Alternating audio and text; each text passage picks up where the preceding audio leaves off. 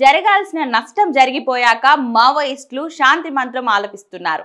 ప్రభుత్వం ఒప్పుకుంటే కాల్పుల విరమణకు సిద్ధమని మావోలు ప్రకటించారు.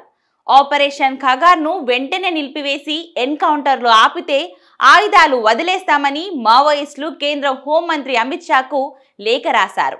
మావోయిస్ట్ అధికార ప్రతినిధి అభయ్ పేరిట ఈ లేఖ విడుదలైంది.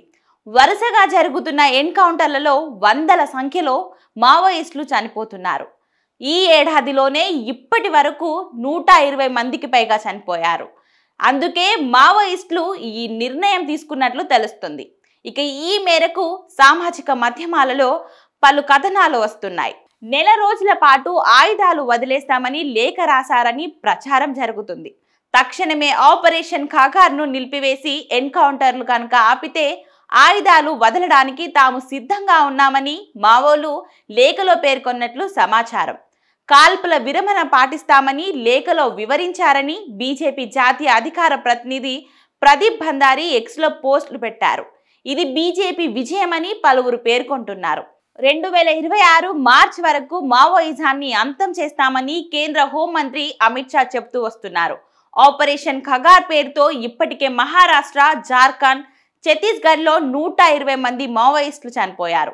పార్టీ స్థాపించి 21 ఏళ్లు పూర్తి అవుతున్న సందర్భంగా ఈ నెల 21 నుంచి 27 వరకు దేశవ్యాప్తంగా వార్షికోత్సవాలను నిర్వహించాలని ఆ పార్టీ కేంద్ర కమిటీ పిలుపునిచ్చింది.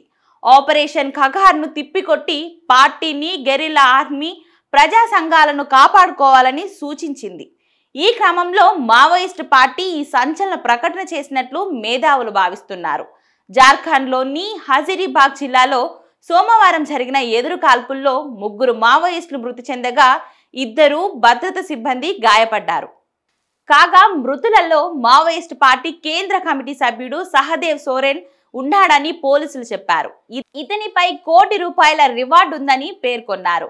ఆపరేషన్ ఖగార్తో ఛత్తీస్గఢ్, తెలంగాణ సరిహద్దు కర్రెగుట్టల్లో జరిగిన దాడులలో 30 మంది మావోయిస్టులు చనిపోయారు. వీరిలో అగ్రనేతలు కూడా ఉన్నారు. 2025లో ఒక ఛత్తీస్గఢ్లో 140 మందికి పైగా మావోయిస్టులు మరణించారని నివేదికలు చెప్తున్నాయి.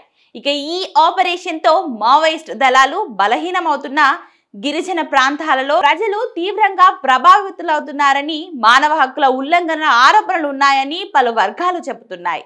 మావోయిస్టు ఉద్యమం దేశంలో 5-6 దశాబ్దాలుగా కొనసాగుతుంది. మధ్య, తూర్పు భారత రాష్ట్రాలను ప్రభావితం చేస్తుంది. ఆపరేషన్ ఖగార్ ద్వారా ఈ ఉద్యమానికి చరమగీతం పాడాలని ప్రభుత్వం లక్ష్యంగా పెట్టుకుంది.